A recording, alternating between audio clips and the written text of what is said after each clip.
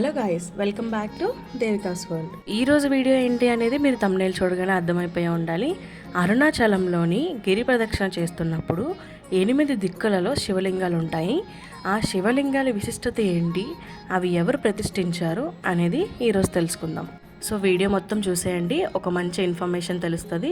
ముందుగా నా ఛానల్ని సబ్స్క్రైబ్ చేసుకోండి. అరుణాచలంలో గిరి ప్రదక్షిణ చేస్తే ఎంత పుణ్యం దక్కుతుందో, అలానే అది చేస్తున్నప్పుడు కనిపించే ఈ శివలింగాల్ని దర్శించుకున్నా కూడా అంతే పుణ్యం దక్కుతుంది.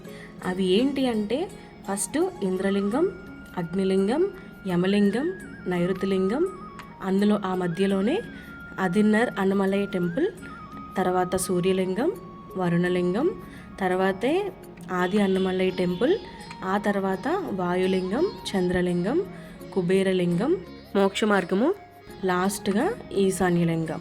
సో వీటి విశిష్టత ఏంటి అనేది ఈరోజు వీడియోలో నేను చెప్పేస్తాను, మీరు చూసేయండి.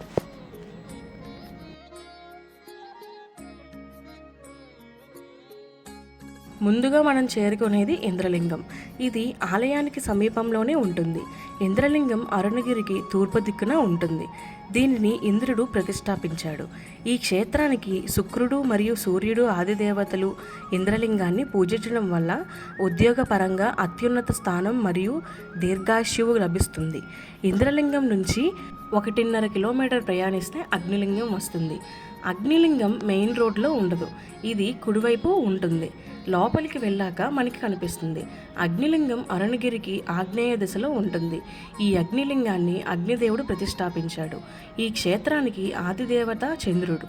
ఈ అగ్నిలింగాన్ని పూజించడం వల్ల ఆపత్కాలు, ప్రతికూల పరిస్థితుల నుంచి బయటపడతారు. ఇక్కడ నుంచి 1.7 కిలోమీటర్ ప్రయాణిస్తే యమలింగం చేరుకుంటాం. అయితే యమలింగం అరుణగిరికి దక్షిణ దిక్కున ఉంటుంది. దీనిని యముడు ప్రతిష్ఠించాడు. ఈ క్షేత్రానికి మంగళుడు అంటే కుజుడు ఆదిదేవత. ఈ ఆలయంలో అంగారక రుణ విమోచన స్తోత్రం పారాయణం చేస్తూ మనకు అద్భుత ఫలితాన్ని ఇస్తుంది. ఈ లింగాన్ని పూజించడం వల్ల ప్రమాదాలు, ఆకాలు, మృత్యువులు కలగకుండా కాపాడుతుంది. ఇక్కడి నుంచి 1.6 కిలోమీటర్లు ప్రయాణిస్తే నైరుతిలింగం చేరుకుంటాం. నైరుతిలింగం అరుణగిరికి నైరుతి దిక్కున ఉంటుంది. ఈ లింగాన్ని నైరుతి ప్రతిష్ఠించాడు. ఈ క్షేత్రానికి ఆదిదేవత రాహువు.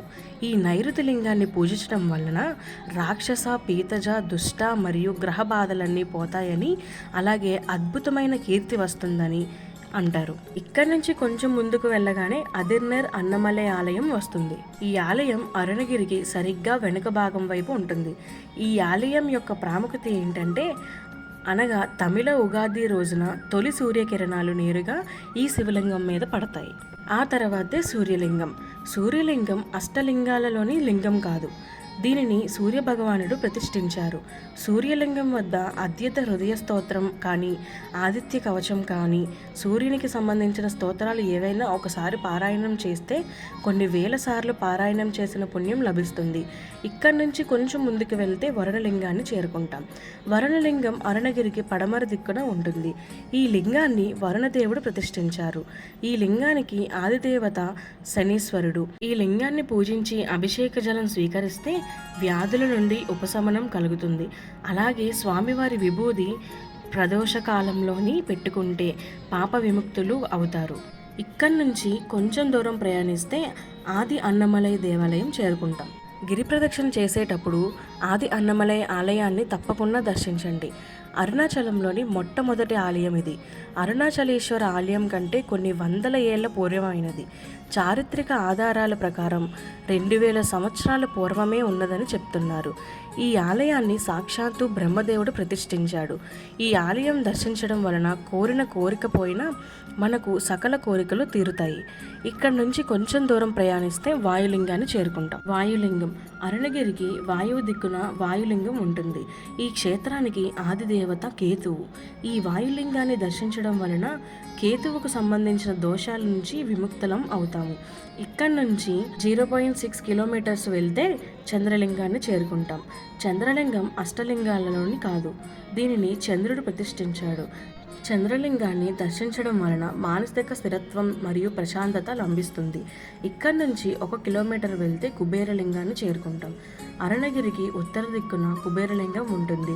ఈ లింగాన్ని కుబేరుడు ప్రతిష్ఠించాడు. ఈ క్షేత్రానికి ఆదిదేవత బృహస్పతి. ఈ లింగాన్ని దర్శించడం వలన భోగభాగ్యాలు సిరి సంపదలు కలుగుతాయి. ఇక్కడి నుంచి 1.8 కిలోమీటర్ ప్రయాణిస్తే ఈశాన్య లింగం చేరుకుంటాము. ఆ మధ్యలోనే మోక్ష మార్గం అనేది ఉంటుంది. ఈ మోక్ష మార్గం నుంచి వస్తే మన కర్మలను తొలగించి జన్మలను నాశనం చేస్తుంది, అనగా మోక్షం లభిస్తుందని చాలామంది నమ్ముతారు. ఇంకొక కారణం ఏంటి అంటే, మనం గిరి ప్రదక్షిణ చేస్తున్నప్పుడు మనకి వచ్చే కాళ్ళ నొప్పులను దీని ద్వారా వెళ్ళడం వల్ల కొంచెం రిలీఫ్ వస్తుందని మన సైంటిఫిక్ రీజన్స్ చెప్తున్నాయి. సో అష్టలింగాల్లోని ఆఖరిది ఈశాన్య లింగం. అరుణగిరికి ఈశాన్య దిక్కున ఈ ఈశాన్య లింగం ఉంటుంది. ఈ లింగాన్ని ఈశాన్యుడు ప్రతిష్ఠించాడు. ఈ క్షేత్రానికి ఆదిదేవత బుధుడు. ఈ లింగం దర్శించడం వలన సంసారం, ఉద్యోగం, వ్యాపారంలో ఏమైనా సమస్యలు వస్తే తొలగుతాయి. ఇక్కడి నుంచి 1 కిలోమీటర్ వెళ్తే అరుణాచలేశ్వర ఆలయం చేరుకుంటాం. ఇంతటితో గిరి ప్రదక్షిణ పూర్తవుతుంది. సో అదండి అష్టలింగాల విశిష్టత. సో ఈరోజు ఒక మంచి ఇన్ఫర్మేషన్ అనేది మీరు తెలుసుకున్నారని నేను అనుకుంటున్నాను. సో అలానే నా ఛానల్ని సపోర్ట్ చేసి సబ్స్క్రైబ్ చేయండి అండ్ షేర్ చేస్తే ఇంకా చాలామందికి ఇన్ఫర్మేషన్ తెలుస్తుంది. Thank you for watching my video.